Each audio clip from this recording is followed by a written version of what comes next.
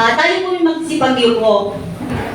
Lord God, kami po ay nagbibigay ng papurit pasasalamat sa inyo, Panginoon, sa inyong kabutihan at pagmamahal sa amin.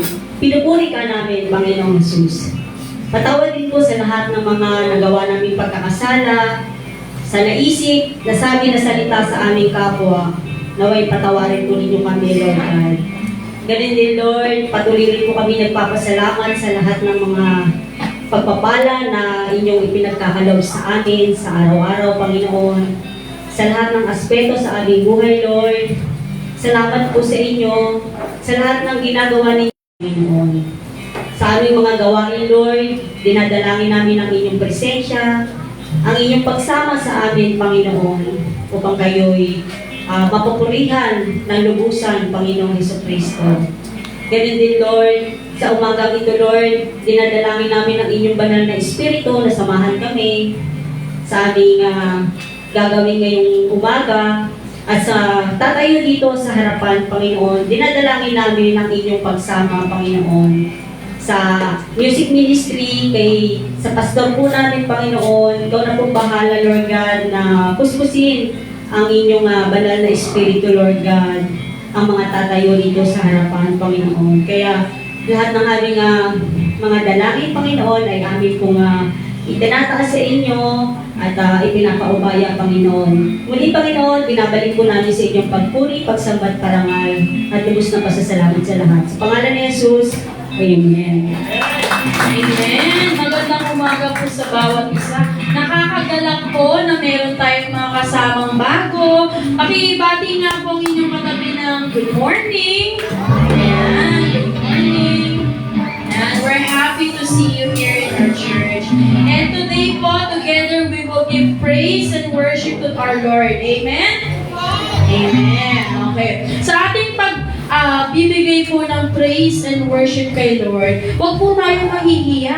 Ang nahihiya po ay para okay na sa umpisa di ba? Pero kung talagang mahal mo si Lord, nagpapasalamat ka sa Panginoon, huwag ka mahihiyang itaas ang iyong kamay, ipikit ang iyong mga mata, mangusap sa Kanya. Amen?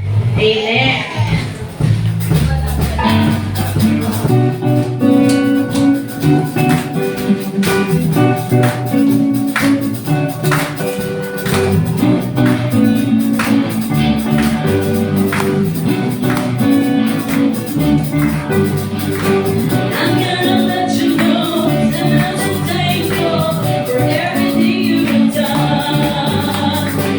Don't wait and live to be and turn my life around.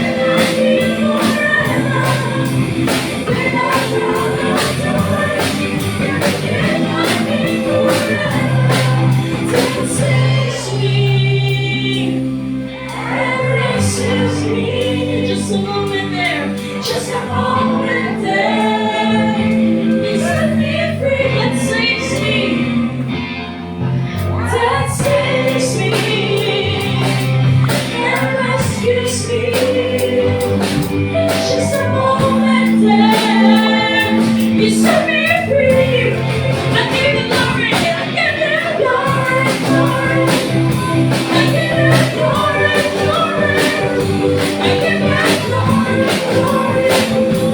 Jesus, I give you glory. I give you glory, glory. I give you glory, glory.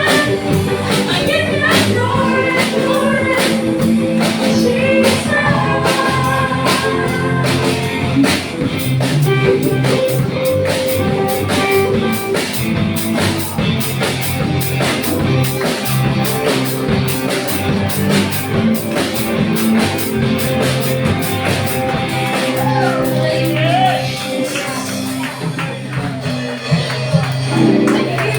We give you glory, O Lord. We give you praises, Lord.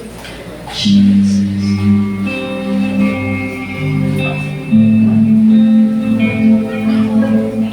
You worship you, we share with you, Lord.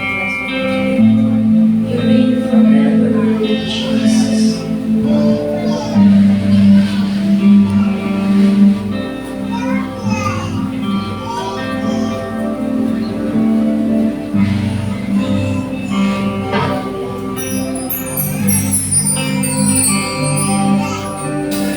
Because of who you are, I give you glory. Because of who you are, I give you praise. Because of who you are, I will lift my voice and say, Lord, I worship you.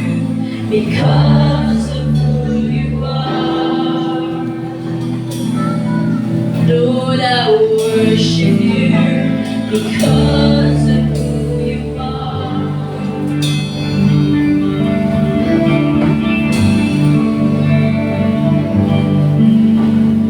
because of who you are, I give you glory. Because of who you are, I give you praise. Because of who you are, I will lift my voice and say, Lord, I worship you. Because of who you are, Lord, I worship you. Because of who you are.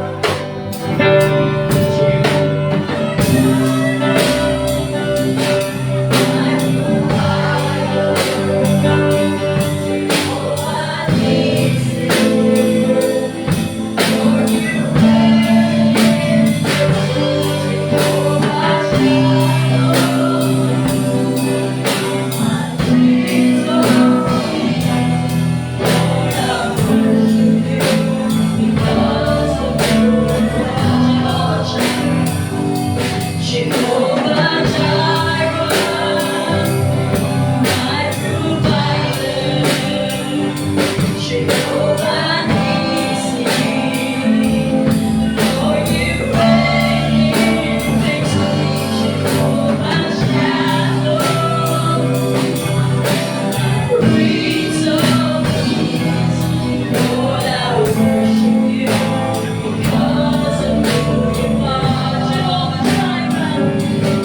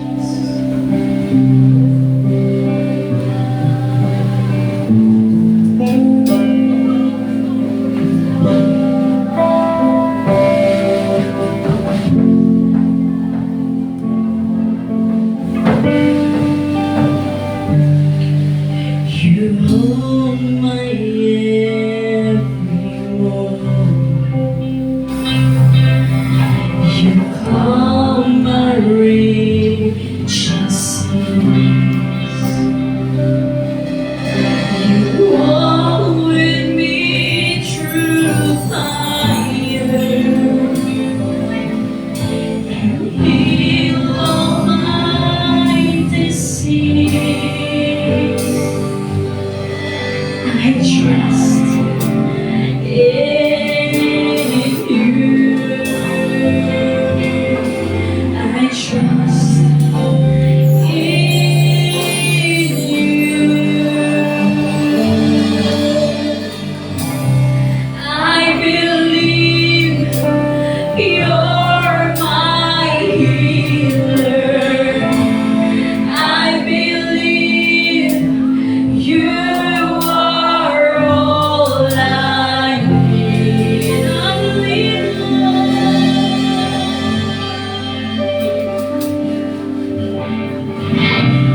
I believe you're my portion. I believe you're more than enough for me. Jesus, you're all I need.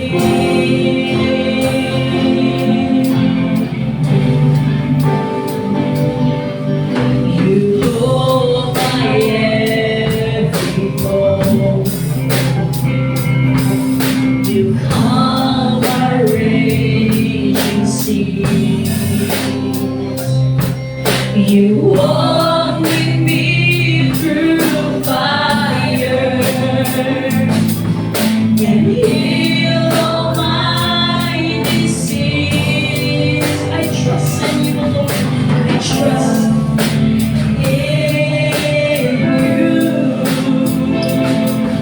I trust in you.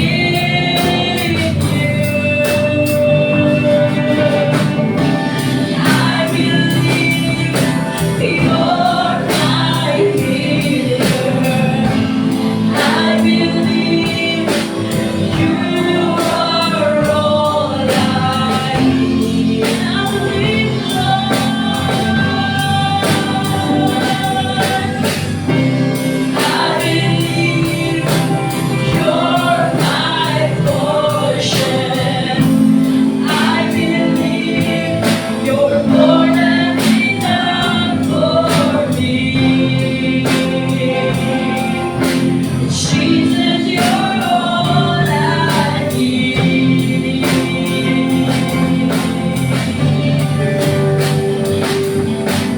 Nothing is impossible for you. Nothing is impossible. Nothing is impossible for you. You hold my world in your hand. Nothing is impossible for you. Nothing is impossible.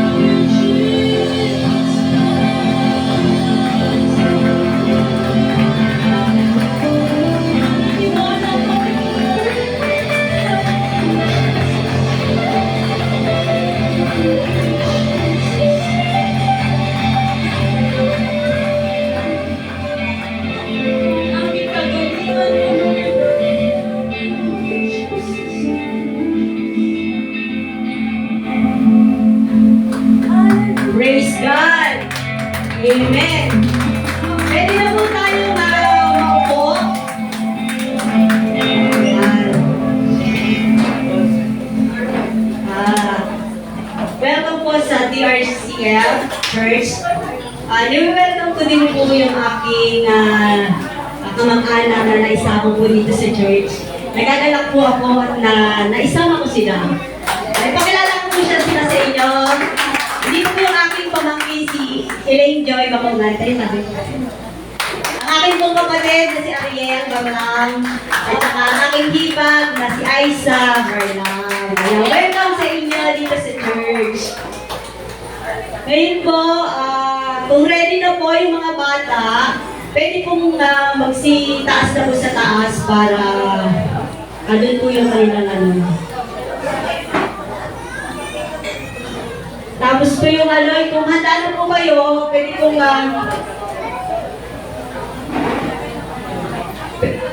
kung handa na po tayo, ay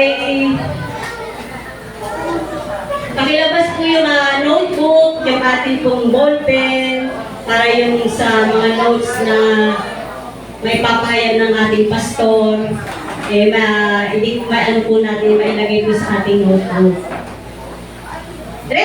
Ready na po ba lahat? Amen. Okay po, kung ready na po, tatawagin ko na po ang ating butihing pastor, Pastor Danny Vive.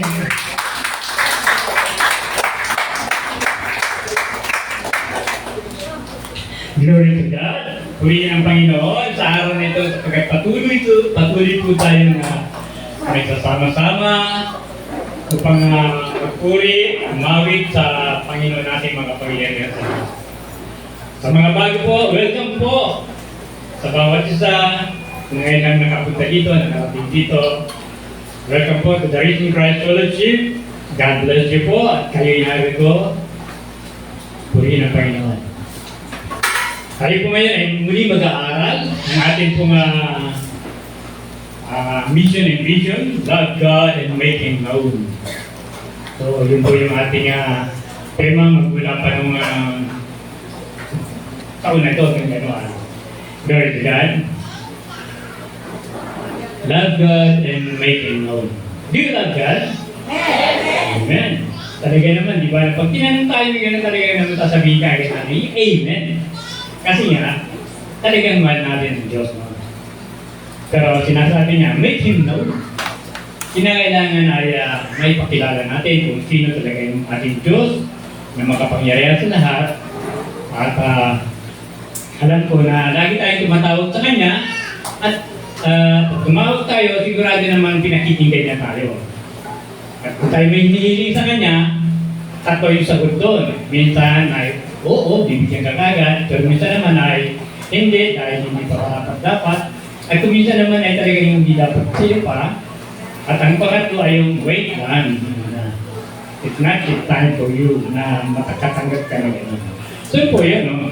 We trust God. Pero ang Panginoon din naman ay nagtitiwala sa atin. May tiwala din sa iyo ang Panginoon. Sabihin mo nga sa katabi mo, may tiwala sa iyo ang Panginoon. Glory to God. So, yun po, no? Talaga naman na kapag ka pinagtiwalaan mo isang tao, andun yung trust mo sa kanya, hindi ba, no? Kung halimbawa mo ikaw ay nagtatrabaho sa isang kumpanya, sabi ng isang boss mo o ng supervisor mo, o gawin mo nga ito, ha? Sigurado kinakailangan matapos natin yan kasi yung production natin ay baka ma-delay. So, inutusan niya, ano? Tiwala siya na gagawin niyo. Pero, mayroong nangyari sa kanya na talaga namang siguro ay hindi niya akalain, hindi niya nagawa. So, anong mangyayari? Disappointed yung company sa taong yun. So, pag disappointed ka, siyempre, maaaring mag-cause sa'yo ng depression. Sabi nga ni Brother Peter, maaaring magkaroon ka ng stress, di ba? Pag magkaroon ka ng stress, so napakahirap kasi sa isang tanong magkaroon ng stress. Pero ang Panginoon talaga, inaasahan niya tayo na siya ay gagawa, siya ay naniniwala na tayo ay susunod sa Kanya. So, God is trusting us. No? Ang Panginoon ay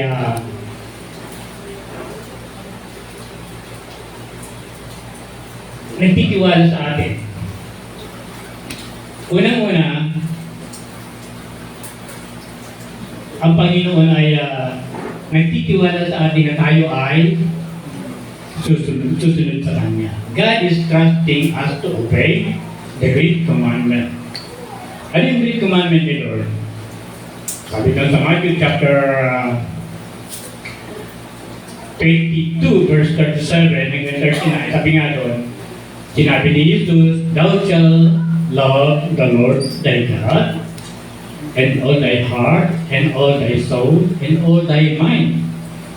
Ito yung pinakaunang-unang commandment ng likat sa atin. No? Sinabi niya, ang Diyos ay nagtitiwala sa atin, na mamahalin natin siya. No? Sabi nga, love God. Mamahalin natin siya. Sabi niya, with all thy heart. Ibig sabihin, buong puso natin siya mamahalin, with all thy soul, ng ating buong kaluluwa, at ng ating buong pag-iisip. Anong kahulugan nito? Ang kahulugan nito, tayo ay totally surrendered to God. Isinusuko natin ang ating sarili sa Kanya. We love God with all our heart, our soul, and our mind. Ang kahulugan nito ay nagpapasakop tayo sa Kanya. Ang kahulugan nito ay siya ang ating priority. Siya ang masusunod sa buhay natin. Hindi tayo. Because, sabi nga, siya ang ating Diyos at tinatawag natin siya Panginoon. Amen po ba? So, ang kahulugan nito, ang Diyos, ang Panginoon, ang siyang sentro sa ating buhay. So, yun po yung love God with all thy heart, with all thy soul, and with all thy mind. Yung pangalawa ay, yun yung, sabi nga, ay love your neighbor. So, God is trusting us to love your neighbor. Do you love your neighbor? Glory to God. Kung minsan, may mga tao pag nakita yung neighbor niya, nakakayos na kasi magulo na. Minsan meron ganun, di ba, no? Yung neighbor niya, pag nakikita niya, galit siya. So, sabi nga, yun yung unang-una, pangalawang utos sa atin, love your neighbor. Kaya kung may kagalit kayong neighbor, batiin na siya. Kasi, utos sa atin ng Panginoon, di ba? Love your neighbor. Mahalin natin yung ating kapwa, katulad ng pagmamahal natin sa ating mga sarili. So, yun yung pangalawang utos. Yung unang utos para sa Diyos, love God with all thy heart, with all thy soul, with all your mind. At yung pangalawa, love your neighbor. So, una sa lahat, yung Panginoon. Pangalawa lang yung sa kapwa mo. Ang pinakamalapit nating neighbor ay yung family natin. Ganyan po ba? So, God is trusting us to obey His great commandment to love God and to love our neighbor. Ang susunod po ay God is trusting us to make Him known. Sabi nga dito, di ba? No? To make Him known. So, how will you make known? Paano mo ipapakilala ang Panginoon? So, sabi nga doon sa 2 Timothy chapter 2, sabi dito, "And the thing that thou hast heard of me among many witnesses, the same commit thou to faithful men who shall be able to teach others also. Ang mga narinig mo sa akin sa harap ng maraming saksi ay ituro mo din sa mga tao kapag kakatiwalaan at may kakayahang magturo naman sa iba." Ibig sabihin, ang Diyos ay nagtitiwala sa atin. God is trusting us na yung mga napapakinggan natin, katulad dito, sa Bible study, sa fellowship, o saan man sa nakikinig ka man ng radio na mayroong Christian na teaching, ang sabi nga, yung mga napakinggan natin, ay kinakailangan ay ituro din natin. Unang-una na, sa ating mga mahal sa buhay, yun ang pinakamahalaga sa lahat. Ituro natin doon, sabi niya, ang mga narinig ko sa akin sa harap ng maraming saksi. Ito yung sinabi kasi ni Pablo kay Timoteo. Sinabi ni Pablo kay Timoteo, na yung mga narinig ko sa akin, yung mga pagturo ay ituro mo din sa mga taong may mapagkakatiwalaan at may kakayahan din naman magturo naman sa iba. So kasi si Pablo, napakinggan niya din yung turo sa Panginoong Jesucristo. Bagamat si Pablo ay hindi kasama sa 12 disciple, pero nung mamatay si Jesus Christ, nakatagpo ni Pablo si Jesus doon sa road to Damascus at ito ang ibinigay sa kanyang tungkulin na ipangaral ang mabuting balita lalo na sa mga hintel. Ang mga hintel ay katulad natin. So yun po yun. Sabi na nga, God is trusting us. Nagtitiwala siya na hindi mo sasayangin ang iyong buhay, hindi mo sasayangin ang panahon kung meron kang pagkakataon na magturo sa iba patungkol sa ating Panginoong Jesucristo. Kaya nga sabi, make Him know. Pakilala natin siya. Susunod sabi nga doon, God is trusting us to share the gospel. Ang Panginoon ay nagtitiwala sa atin na yung gospel ay ituturo natin sa iba. Ito kasi yung utos ng Panginoong Jesucristo eh. Sinasabi niya sa Matthew 28 verse 18 to 20, sabi niya dito ay and Jesus came and spake unto them, saying, all power is given unto me in heaven and earth. Go ye therefore and teach all nations, baptizing them in the name of the Father, and of the Son, and of the Holy Ghost, teaching them to observe all things whatsoever I have commanded you, and lo, I am with you always, even unto the end of the world. So ito yung sinabi ni Jesus Christ bago siya umakyat sa langit. Kausap niya dito yung mga disciple at sinabi niya na kumbaga sa ano, ito yung huling habilin niya bago siya umakyat. Kasi namatay siya, nabuhay siya at nagpakita siya sa mga disciples. Nung babalik na siya sa Panginoong Diyos Ama, ito yung huling sinabi niya. Sabi niya, all power is given unto me. Ibig sabihin, lahat ng kapangyarihan ay binigay na sa akin, maging sa langit at sa lupa. Kaya sinabi niya, go! Ang kahulugan nito, yung power na yun ay nasa sa kanya at sinasabi niya sa atin, go therefore. Kaya nga humayo ka na din. Sabi niya, ang kapangyarihan iyon na nasa atin ay mararanasan mo din. Mararanasan mo din ang kapangyarihan na nasa akin. Go therefore. And sabi niya nga, and teach all nations, ibig sabihin sa lahat ng bansa, baptizing them in the name of the Father, and of the Son, and of the Holy Ghost. At ang sabi nga doon, teaching them to observe, turuan sila sa lahat ng mga bagay na naituro ko sa inyo, sabi ng Panginoong Jesucristo. So yun yung command ni Jesus Christ sa bawat sa atin. Nagtitiwala siya na magagampanan natin ng mga pagbahagi ng salita ng Diyos at natutunan siya. Kaya sabi niya, all power given unto me. Sabi niya, sasamahan ko kayo, saan mo kayo magpunta. I will always be with you. Sabi niya, hanggang sa katapusan ng mundo. So yun yun, di ba? So yun po yun, di ba? Na inuutos yun sa atin. Ito ay isang command ni Jesus Christ. Nagtitiwala siya, nagagampanan natin ito. So, trusting God, God is trusting us na mag-share ng gospel. Dahil ang sabi niya naman ay, sa inyo ako, kasamahan ko kayo, hindi ko kayo papabayaan. Sabi niya nga, ang power na nasa akin ay maaaring maranasan mo din. Kaya makikita natin, di ba, no? Some of the preachers, some of the pastors they have anointed, di ba? Kumisan, pag pinanalangin nila ang isang tao na meron sakit ay lumagaling. Because the power of God is flowing unto them. Dumadaloy ang kapangyarihan ng Diyos sa mga nananalig at sumasampalataya sa Kanya. At yan ay ibinibigay sa atin ng Panginoon at pinagkakatiwalaan niya tayo na magagampanan natin ito. God is trusting us to share the gospel. Sabi ng Panginoon, I will be with you even unto the end of the world. Sasamahan kita. So yun po yun, no? God is trusting us. Nagtitiwala ang Panginoon sa bawat isa sa atin. Susunod, God is trusting us to bear fruit. Ang Panginoon ay nagtitiwala sa atin na mamumunga ka. Magbubunga ka. Sabi niya nga, sa John chapter 15 verse 16, sabi niya doon sabi na dito, you have not chosen me, but I have chosen you and ordained you that you should go and bring forth fruit, and that your fruit should remain. That whatsoever you shall ask of the Father in my name, He may give it to you. So yun po yun. Hindi kayo ang pumili sa akin, ako ang pumili sa inyo. Hinilang ko kayo upang kayo lumayo at magbunga at manatili ang inyong bunga. Sa gayon, ang anumang hilingin ninyo tama sa aking pangalan ay ibibigay sa inyo. So yun po yun. So, God is trusting us to bear fruit. Umaasa ang Panginoon sa bawat isa sa atin na ikaw ay magkakaroon ng bunga.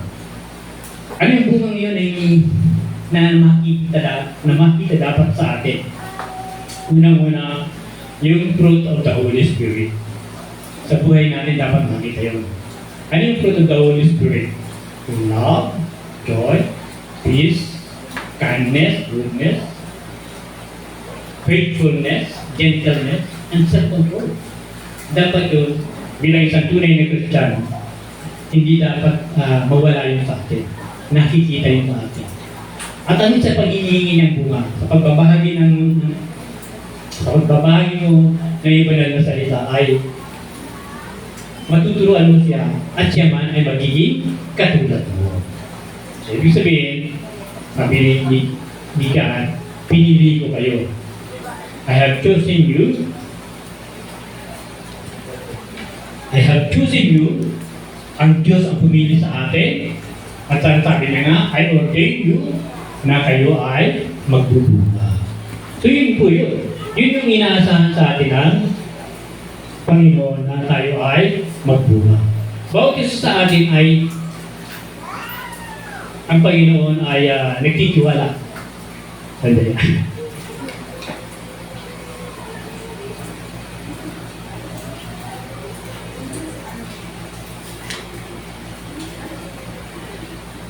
Ang Panginoon ay nagtitiwala sa atin. Nagtitiwala siya sa atin dahil unang-una, we are created according to His image. Di ba? Tayo ay nilalang ayon sa kanyang wangis at anyo. Tinabit doon sa Genesis. Kaya meron tayong kakayahan.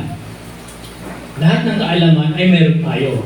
But limited nga lang. Hindi katulad ng Panginoon na unlimited yung kanyang kapangyarihan.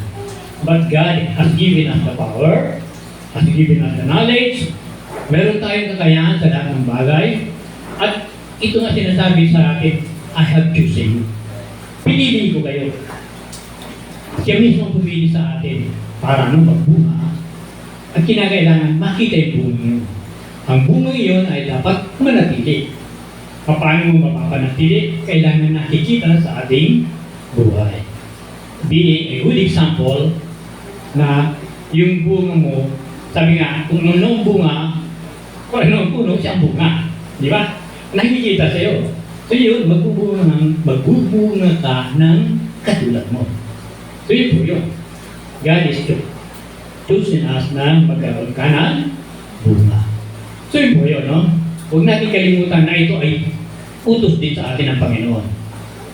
Nagtitiwala siya. God is trusting us to bear fruit.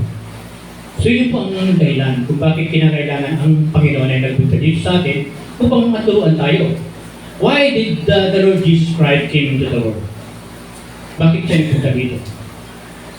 Unang-una, sabi nga ni Jesus, just sa Luke chapter 5 verse 2, sabi niya dito, I came not to call the righteous but sinners to repentance. Hindi ako naparito upang tawagin ang mga matuwid, kundi ang mga makasalanan upang sila ay magsisi. So, yun ang unang-unang reason why the Lord Jesus Christ came into the earth. So, di ba? Nagpunta siya dito para ano? Para iligtas yung mga taong makasalanan. Lahat naman tayo ay nagkasala eh. Lahat tayo ay nagkasala. Subalit, nung tanggapin natin si Jesus Christ, exist tayo ng ating mga kasalanan, we have been forgiven. Tayo ay pinatawad na sa ating mga makasalanan. So ito ang unang-unang ginagawa ng Panginoon. At itong trabaho ito, itong ginagawa niya, itinuro niya ito sa mga disciples na maghikayat at hanapin yung mga naliligaw, nawawala, sabi nga, upang upang maituro, may bahagi ang salita ng Diyos. So yun po yun, no? Na ang Panginoong Jesucristo, yun ang the main purpose or reason why the Lord Jesus Christ came to the earth. Para iligtas tayo. Bigyan niya ang kanyang buhay para sa atin upang tayo ay matubos sa ating mga kasalanan. Ito ang pinakaunang dahilan kung bakit siya ay narito. Sabi nga, for the Son of Man is come to seek and to save that which was lost. Ang anak ng tao ay naparito upang hanapin at iligtas ang naliligaw. Marami kasing naliligaw at hindi nakikilala ang Panginoon.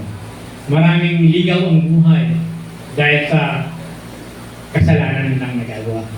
Yun ang unang pangunahin na tinuturo sa atin ng Panginoon. Na tayo man ay makapag-akay din ng kaluluwa para may pakilala ang Panginoon at may tamang daan para lakaran niya. So yun ang ginagawa ng Panginoon, yun ang trabaho niya. Itinuro niya ito sa 12 at ang 12 ay nangaral, pinahayo niya. At bukod sa 12, sabi nga, meron pang 72 na disciples na nagturo din. At bukod doon, meron pang 120. At dumating din na si Pablo na nakatagpo ng Panginoon sa Damascus upang ituro din ito sa atin. At hanggang ngayon, tayo ngayon ay narito na tayo naman ang binibigyan ng tungkulin na mag-akay ng kaluluwa. Ibig sabihin, magturo din naman tayo. Magagawa ba natin yun? Amen? So sinabi niyo magagawa natin yun, di ba? So ito po yung isang gawain ng Panginoon na tayo ay makapag-akay din ng kaluluwa at madala sa Panginoon. So yun po yun, no? Sabi nga, yung gospel na ibinigay kay Pablo, ito yung naging commitment niya. Commitment ni Pablo na may bahagi ang salita ng Diyos. Ganon din tayo. Meron din tayong commitment. Dahil ito ay inuutos din sa atin ng Panginoon.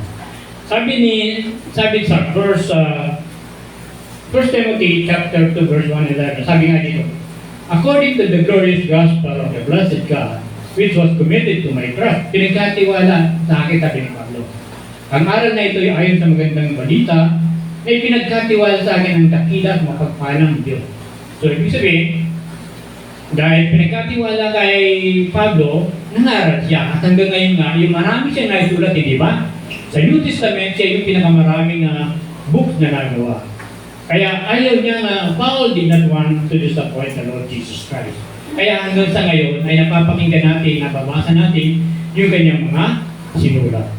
So, mahalaga po yun na tayo man ay maging committed sa salita ng Diyos. Sabi nga, we must be united in commitment sa gawain ng Panginoon. Are we united? Uli pa rin tayo. Amen. So must be united. Ibig sabihin sama-sama. Sama-sama sa pagbabahagi ng salita ng Diyos. So yun po yung sa 1 Timothy chapter 1 verse 11. Ang sabi niya nga ni Pablo, I thank Christ, nagpapasalamat ako. I thank Christ our Lord, who had enabled me for that He counted me faithful, putting me into the ministry. Sabi niya, nagpapasalamat ako sa ating Panginoong Jesucristo na nagbigay sa akin ng lakas dahil itinuring niya akong karapat-dapat na maglugod sa Kanya. Continue sabi dito, ako'y nagpapasalamat. Bakit? Kasi kilala ba natin si Pablo? Si Pablo na dating Saulo, siya ay isang hindi dati naniniwala sa Panginoong Jesucristo. Pero sabi niya, I thank Christ Jesus our Lord, who had enabled me. Ibig sabihin enable, ay binigyan siya ng lakas. Binigyan siya ng kapangyarihan, ng power, dunamis. Sabi nga, dunamis, power. Kapangyarihan. Ibig sabihin ng kapangyarihan ay andun yung kanyang, sabi nga, lakas na nagpapatuloy siya upang ipahayag ang mabuting balita. Sabi nga, I can do all things through Christ who strengthens me. Yun ang sinabi niya. Magagawa ko ang lahat ng bagay dahil si Kristo ang nagbibigay sa akin ng kalakasan. And the same thing for us. No? Ganun din sa atin. Ang lahat ng bagay magagawa natin dahil si Kristo ang nagpapalakas sa atin. Amen po ba? So yun po yun, no? Kahit kung minsan nakakaranas ka ng panghihina, but God is there. Sabi niya, God is enable us to magampanan natin ang mga dapat nating gampanan. At sabi niya pa nga, He counted me faithful.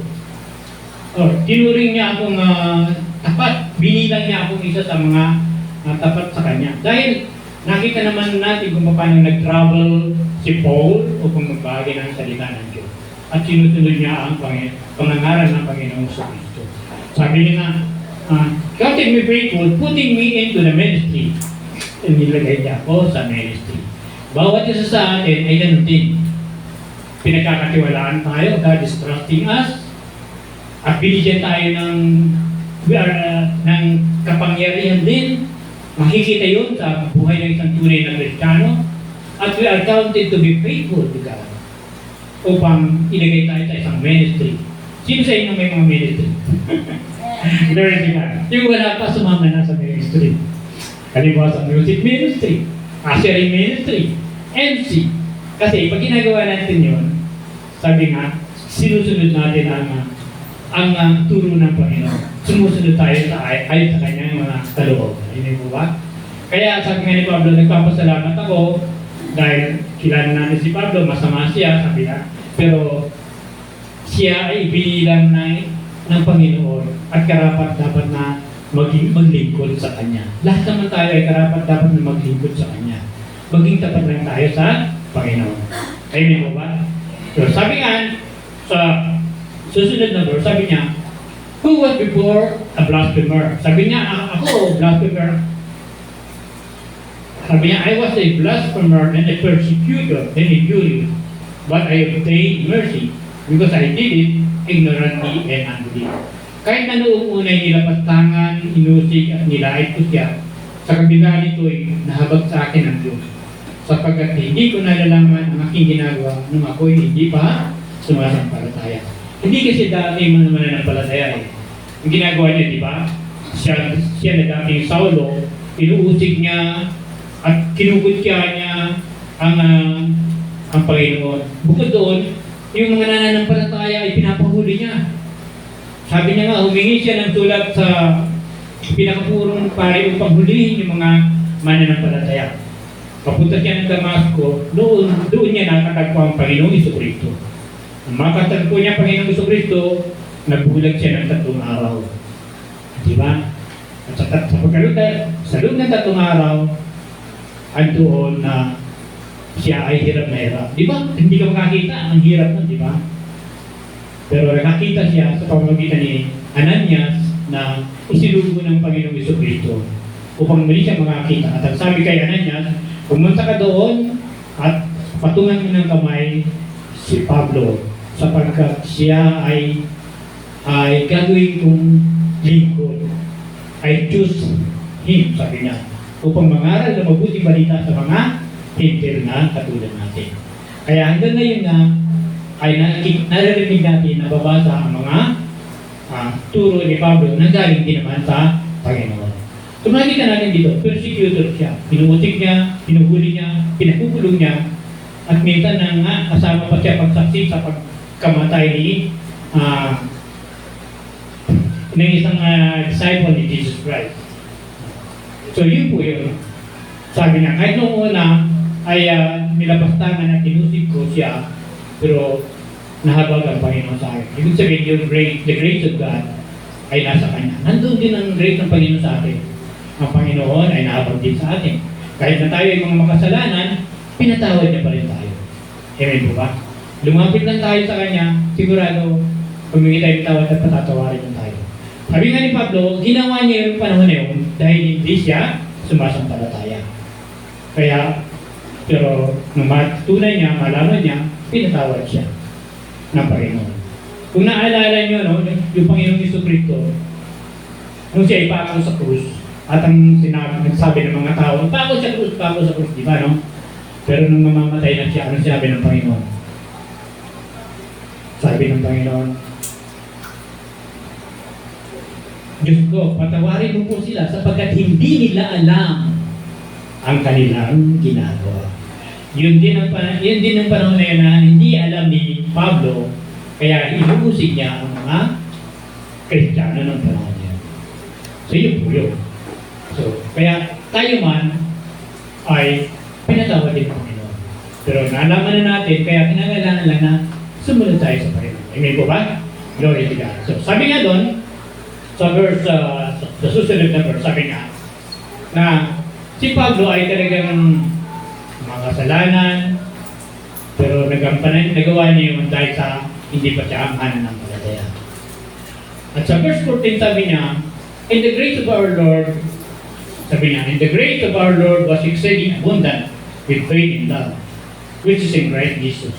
Pinasagana sa akin ang kagandahang loob ng ating Panginoon at ipinagkaloob niya sa akin ang pananampalataya at pag-ibig na natatagpuan sa ating pagkikipag-isa kay Kristo Jesus.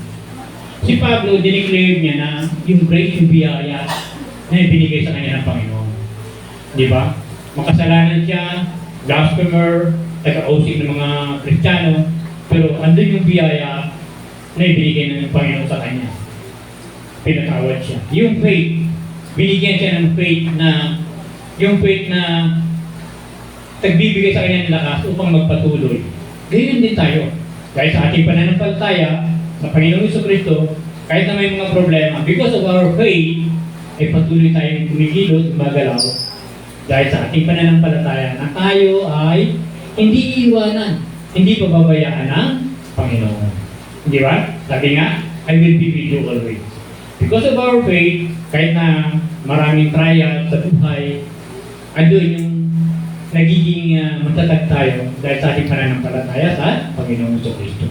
Tinutulungan tayo.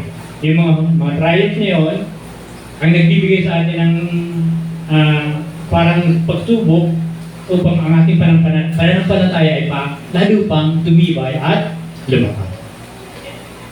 Tapos sabi niya nga, naranasan niya yung pag-ibig ni Kristo. Love is in Christ Jesus. Yung pag-ibig, yung biyaya, yung pananampalataya ay kay Kristo niya natagpuan. Love. Sa atin man, di ba yung pag-ibig ni Jesus Christ sa atin? He died for us. Dahil sa pag-ibig niya sa atin, siya ay namatay. Inialay niya ang kanyang buhay dahil sa ating pag-ibig. Amen po ba? Doon nakita ni Pablo yung biyaya ng Diyos sa kanya, yung pananampalataya ibinigay sa kanya, at yung pag-ibig na nararanasan niya dahil sa Panginoong Jesucristo. Pero ulit ka, ganyan din naman tayo. Mararanasin din naman natin. Amen po ba? Tayo po ay nakaranas ng biyaya ng Panginoon. Dahil sa biyaya ng Panginoon, kaya ako nakakatayo dito. Dahil sa biyaya ng Panginoon ay buhay tayo. Hindi ba? Dahil sa biyaya ng Panginoon, may kalakasan tayo. At dahil sa ating pananampalataya, ipapatuloy tayo sa ating paglago bilang Kristiyano. Dahil sa ating pananampalataya, patuloy tayong dumadalo sa ating gawain katulad nito. So, andun yung pag-ibig ni Kristo sa atin. Ang pag-ibig niya ay hindi nagbabago. Sabi nga, ang Panginoong Jesucristo ay hindi nagbabago kahapon, ngayon, at magpakailanman. He is the same yesterday, today, and forever. So yun po yun. Yun ang binanggit ni Pablo. Doon niya naranasan yun. So sabi ni Pablo, doon sa verse 15 ng 1 Timothy chapter 1, sabi niya, this is a faithful saying and worthy of all acceptation that Christ Jesus came into the world to save sinners, of whom I am chief. So ito yung pinaka-main reason why Jesus Christ came to the world. To save sinners, the primary reason and purpose why Jesus Christ came into the world. Sabi niya, Christ Jesus came into the world. So ibig sabihin, ang Panginoon Jesucristo ay nagpunta sa sanlibutan. Ibig sabihin, may pinagalingan siya. Saan siya nanggaling? Sa langit, siyempre. Pumunta siya dito sa mundo. Nanggaling siya sa langit. Siya kasi ang Diyos na nagkatawang tao.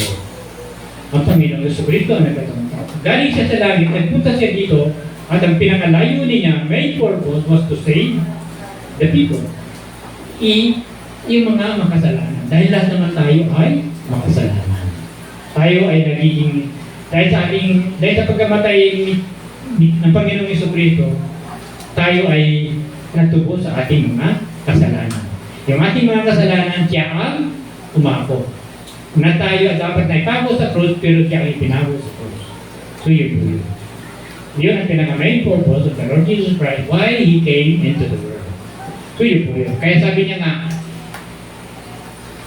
this is a faithful saying na ang Panginoong Jesucristo ay nagpunta dito sa mundo upang tubusin ang mga nakasalanan. Sa Tagalog, sabi nga, totoo ang pahayag na ito. Dapat paniwalaan ng lahat. Si Kristo ito ay dumating sa sanlibutan upang iligtas ang mga makasalanan. At ako ang pinakamasama sa lahat ng mga makasalanan, sabi ni Pablo. Siya daw yung pinakamasama. Bakit yan? Sino rin yung pinakamasama? Kasi nga, yung Kristiyano, mga nananampalataya kay Jesus Christ, inuusig niya ng panahon na yun na hindi niya alam, wala siyang kaalaman, di ba?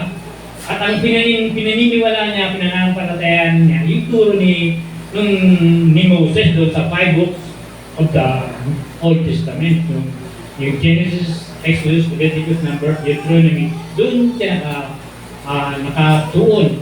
Kumbaga sa devoted siya doon, masugid siya na isa siyang parasiyo, isa siyang parisi na masugid na tagapagsunod sa kautusan, ng lumang kautusan.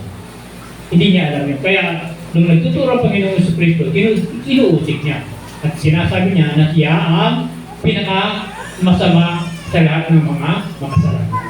Pero andun yung kanyang pag-amin sa kanyang kasalanan.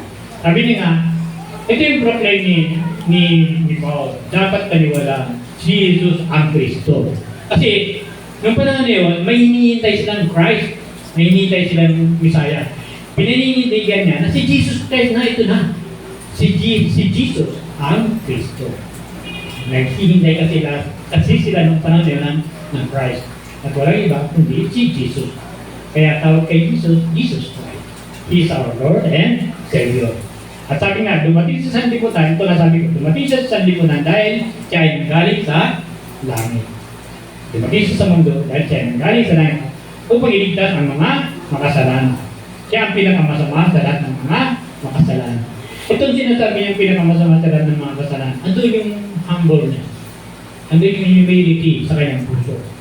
Na talagang sinasabi niya, ako makasalanan ako. Pero lahat naman tayo nagkakasala. Pero andun yung pag-amin niya sa mga ginawa niya. Sa mga ginawa niyang Kristiyano. Kung paano niya inuusig, pinakulong at pinapatay tayo ng ginawa. So, ganun din naman tayo. Kinakailangan na pagharap natin sa Panginoon, lumalapit tayo sa Kanya, kinakailangan magpakumbaba tayo sa Kanya. We must be humble in the presence of the Lord.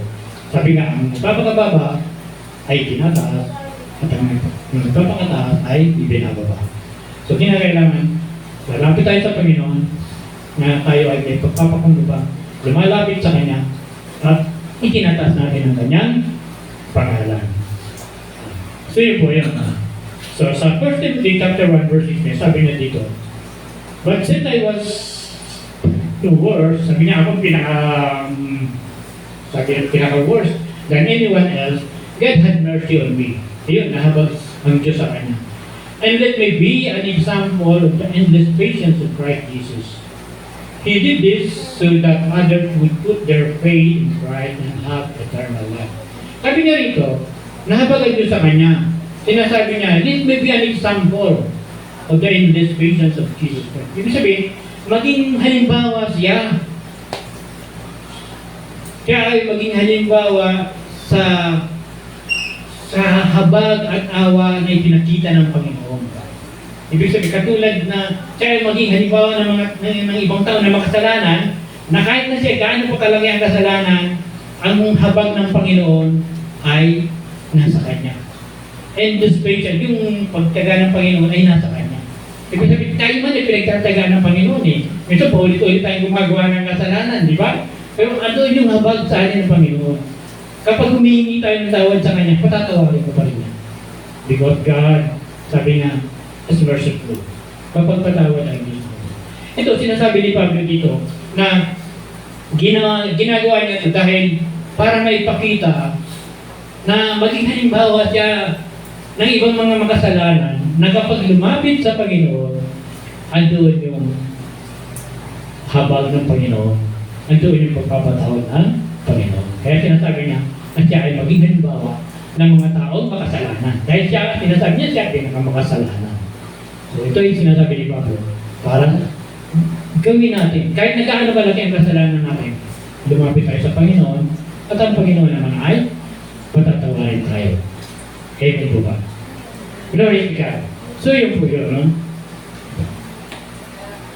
Ayun, sabi dito, sa Tagalog, ngunit akong pinakamasama ay kinahabagan upang ipakita ni Kristo Jesus ang kanyang di masukat na pag-ibig sa atin. Yun, para maipakita ng Panginoong Jesucristo ang kanyang pag-ibig na di masukat kay Pablo. At upang ito'y maging halimbawa sa mga sasampalataya at bibigyan ng buhay na wala hanggan. So yun, kung makasalanan na sasampalataya ay bibigyan ng buhay na wala hanggan. So yun po yun. Isang halimbawa sa mga tao hindi pa nakakilala sa Panginoong Jesucristo. Kaya may tugulin tayong dapat ganito na makilala ng ibang tao ang Panginoong Jesucristo ay mailapit natin sa Kanya. Amen po ba? Glory to God. So yun po yun, no? So in conclusion, dito tayo magtatapos, sabi niya nga, if God is trusting us to give out His gospel, then let us not disappoint Him. Ibig sabihin, huwag natin siyang biguin. Huwag natin biguin ang Panginoon na pinagkakatiwalaan tayo, nagtitiwala siya sa atin, nagagawin natin, gagampanan natin ang mga itinuturo niya. Sabi niya nga, let us not disappoint Him. Let us not grieve the Holy Spirit of God. Huwag natin bigyan ng kapigtian ang Banal na Espiritu na ibinigay sa atin ng Panginoon upang tayo ay alalayan, tulungan, gabayan, paalalahanan, at turuan sa lahat ng ating mga ginagawa at hindi dapat gawin. Sabi nga doon sa Ephesians chapter 4, verse 30, sabi doon, and grieve not the Holy Spirit of God, whereby you are sealed unto the day of redemption. At huwag na ninyong saktan ng kalooban ng Espiritu Santo ng Diyos, sapagkat siya ang tatak ng Diyos sa inyo, ang katibayan na kay tutubutin pagdating ng takdang araw. On the day of redemption, you are sealed. Ibig sabihin, ikaw ay tinatakan, ang banal na Espiritu ay nasa iyo, yun ay katibayan. Ikaw ay may tatak ng Diyos. Sabi nga ni Brother Lito, ang malapit na ang pagdating ng panahon. It is the end time. Kaya, yung banal na Espiritu ay nasa sa atin. Sa pagdating ng takdang panahon, ang pangako ng Diyos ay kukunin niya tayo. We are being raptured. Ibig sabihin, caught up in the sky. At tayo ay sasalubungin ng Panginoon doon sa kalawakan upang makasama niya araw buhay. Amen po ba? So, purihin ng Panginoon. Do not disappoint our Lord. Glory to God. Tayo po iinuwan, manalangin. Father in heaven, in the name of Jesus, maraming salamat po sa iyong mga salita na aming pagbulay-bulayan sa araw na ito. Lord, we pray that you continue to be with us, continue to help us, gabayan mo po kami, at tunay nga po na ang iba ng Espiritu ang patuloy na kumilos sa aming buhay. Sa lahat po ng aming gagawin, sasabihin at iisipin, ang iyong kalooban po ang masunod. Ang banal na Espiritu ang masunod. Let your will be done in our life. Salamat po Diyos. Sa pangalan ng Panginoong Jesucristo, ito po ang aming tamang panalangin. Amen and amen. Lord, hallelujah.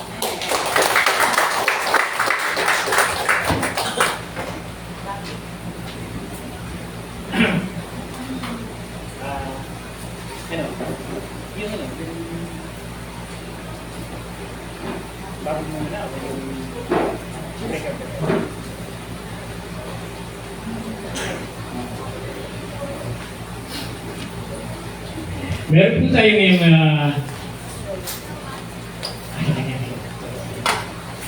meron po tayo dahil po ng araw ng linggo ngayon, first Sunday of the month, meron po tayong ginagawa palagi na communion or breaking of the bread.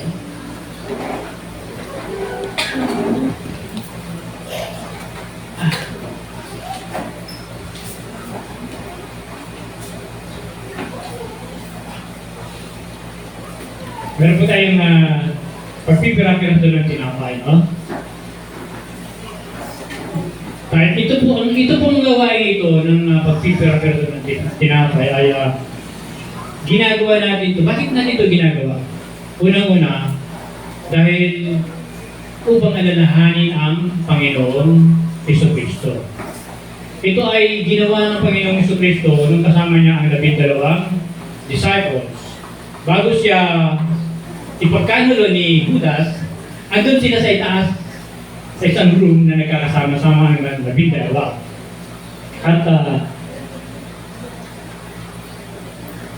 At ang sabi ng Panginoon, gawin ninyo ito bilang pag-alala sa atin. Kaya itong breaking of the bread or pagpipira ng tinapay o sinasabi din nila huling hapunan ay ginagawa natin upang alalahanin kung paano niya kusang inalay ang kanyang buhay para sa ating kaligtasan. Kaya banal po ito at hindi dapat basta-basta tanggapin nang hindi siya nagpapalinis sa kanyang buhay. Sabi nga, ang pagtanggap nito ay isang pag-aalala sa kanya kung paano si Jesus Christ was broken, kung paano niya inarihan kanyang sarili. Meron pong warning sa pagtanggap nito.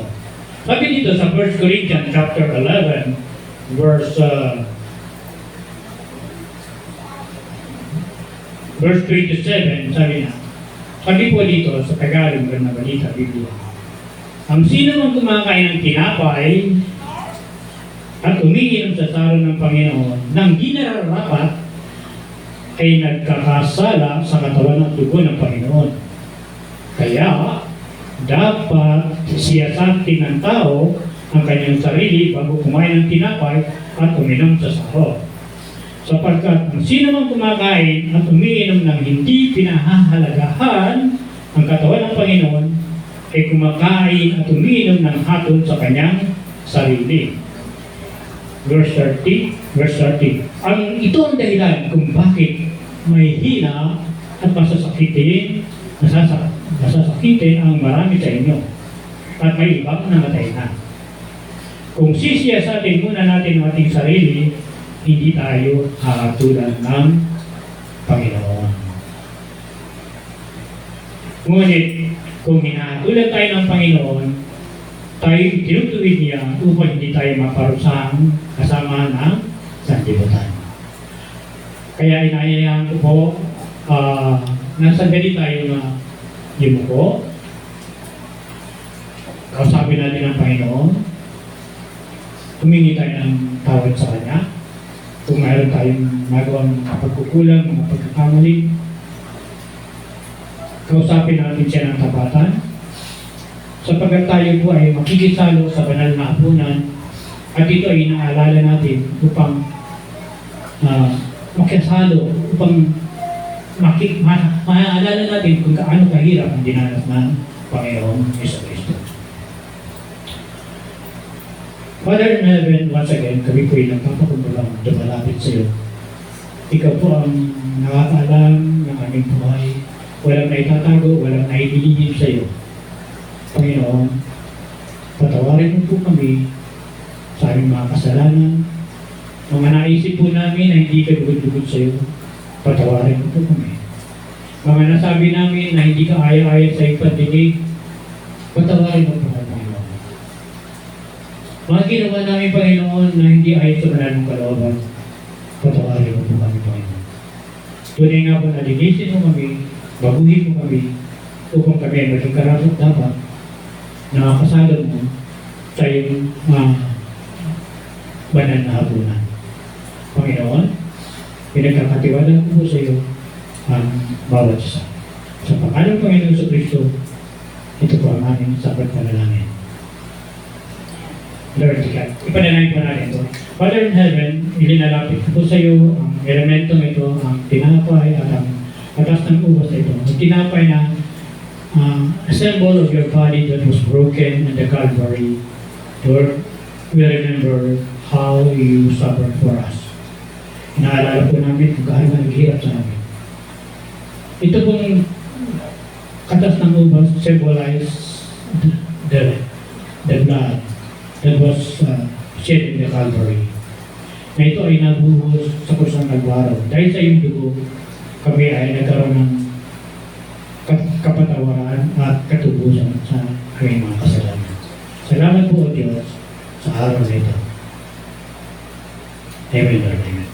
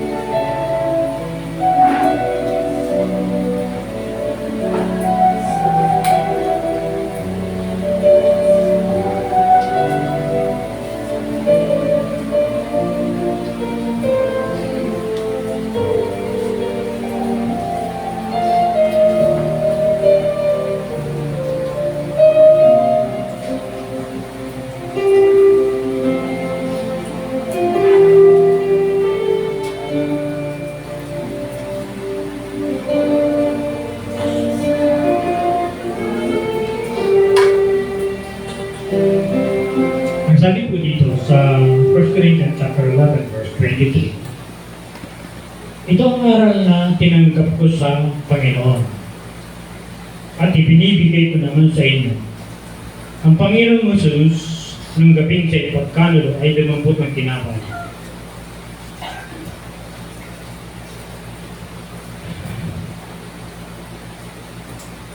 At nagpasalamat at pinagpira-piraso ito at sinabi,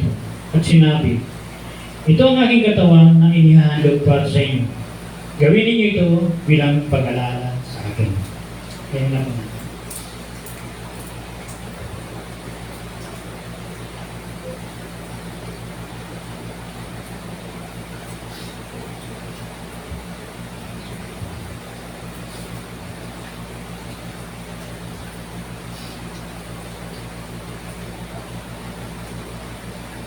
Verse 25 sabi niya po dito, gayon din naman, matapos maghapunan, ay hinawakan niya ang sarong, sinabi,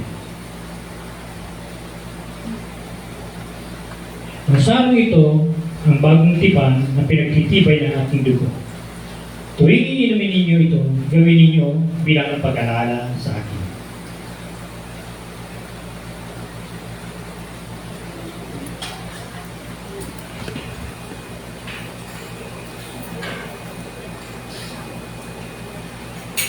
Sapagkat tuwing kakain kayo ng tinapay na ito at iinom sa sarang ito, ay pinahayag ninyo ang kamatayan ng Panginoon hanggang sa huling pagdarito.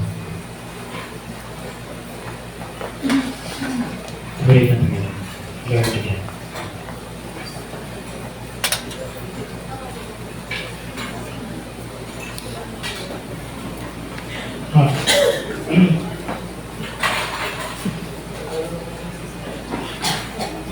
Meron po bang, yung mga bago po ay gusto ko namin ayayahan dito sa harapan at ipapanalangin po namin kayo. Ipapanalangin po natin kayo.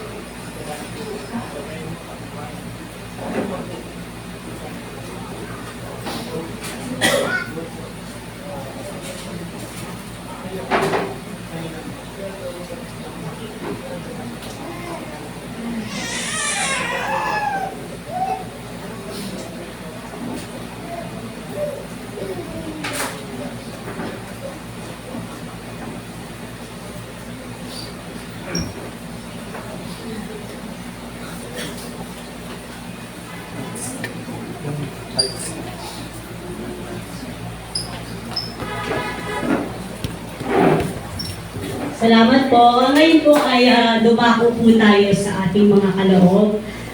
Nais ko pong anyayahan kayo na ilabas ang ating mga kaloob upang ating itong ipanalangin. Panginoong Jesucristo, marami pong salamat sa aming mga kalooban. Naway ito po ay magamit sa aming bahay-sambahan at sa mga nangangailangan, Panginoon. Dalangin po namin na patuloy niyo pong pagpalain upang sa ganun, Panginoon, ay maging pagpapala rin po kami sa iba. Dalangin din po namin ang aming mga hanap buhay na kayo po ang magpapala ng masagana, Panginoon. Kaya ito po ang aming dalangin sa pangalan ni Jesus. Amen.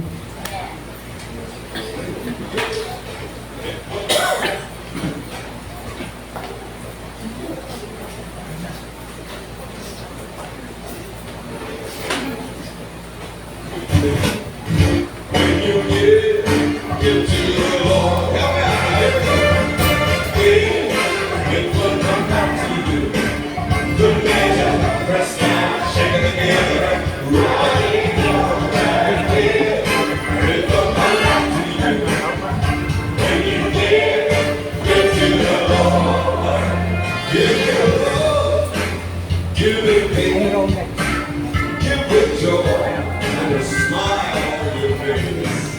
Give us a life to you.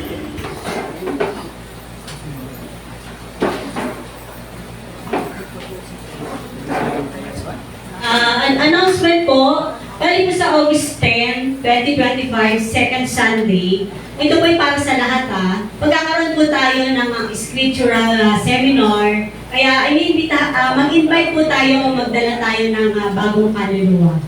Yun lang po, salamat. Tawagin ko na po ang music team para po sa... sorry. Tawagin po natin si Pastor. Ngayon po, mamaya, pagkatapos ng ating worship service, may meeting po, dahil ang first Sunday ngayon, may meeting ng mga area manager. So, magpaiwan po sa akin. Okay?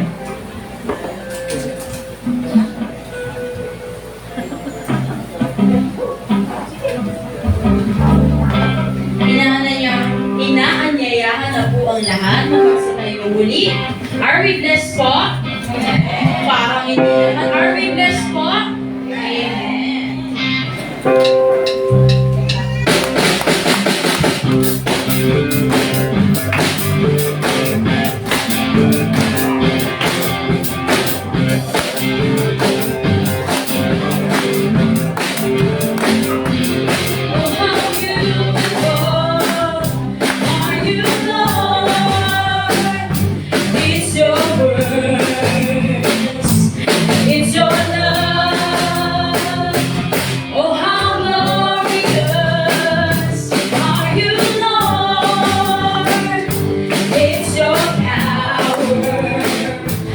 What's your cross that seeks me, that saves me, and rescues me?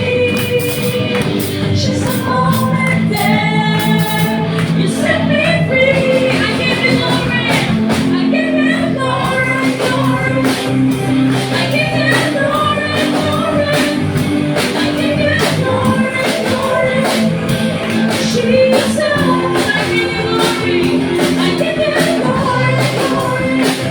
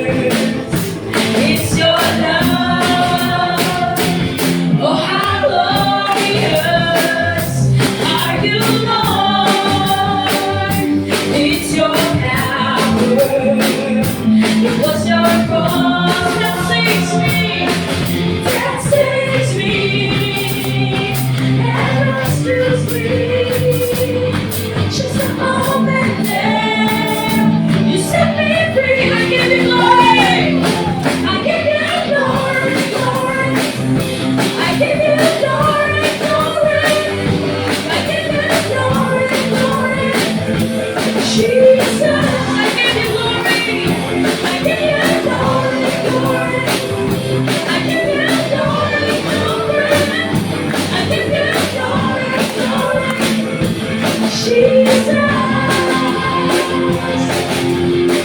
the crown of thorns, you became my king forever.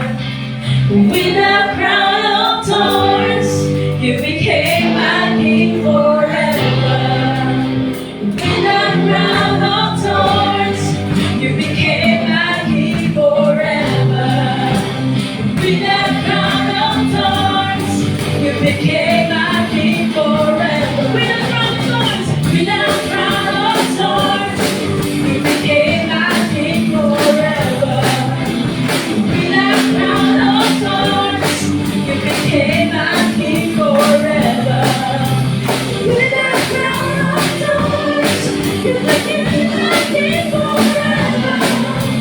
With the crown of thorns, you became my king forever. That saves me and rescued me. Just a moment there, set me free. That saves me. That saves me and rescued me. Just a moment there, you set me free. I give you glory. I give you glory, glory. I give you glory, glory. I give you glory, glory. Jesus, I give you glory. I give you glory, glory. I give you glory, glory. I give you glory, glory. Jesus.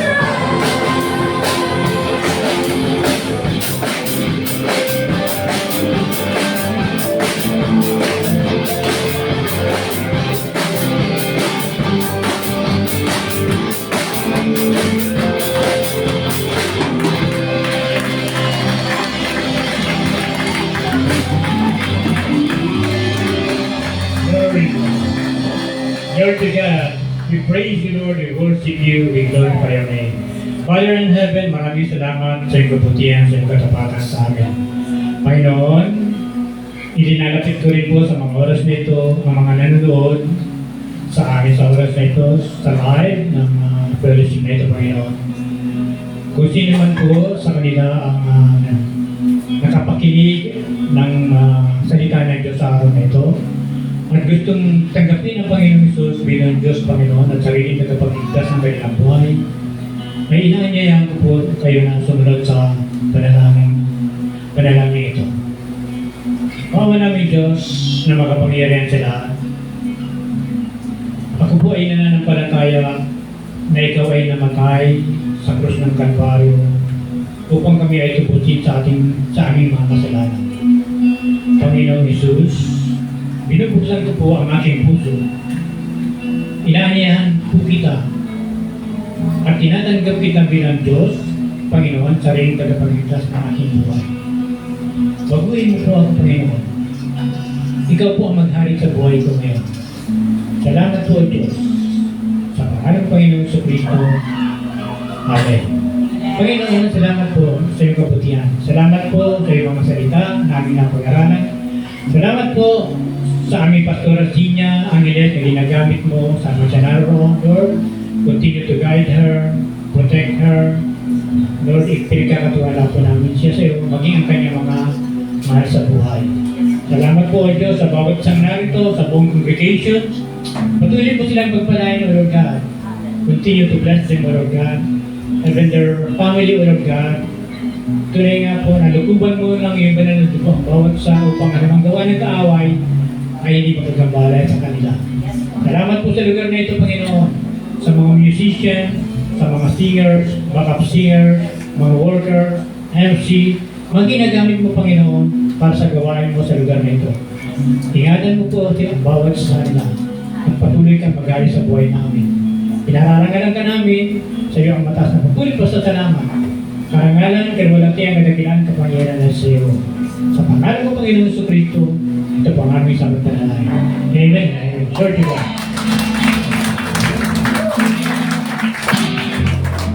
With a crown of thorns, you became my king forever. With a crown of thorns,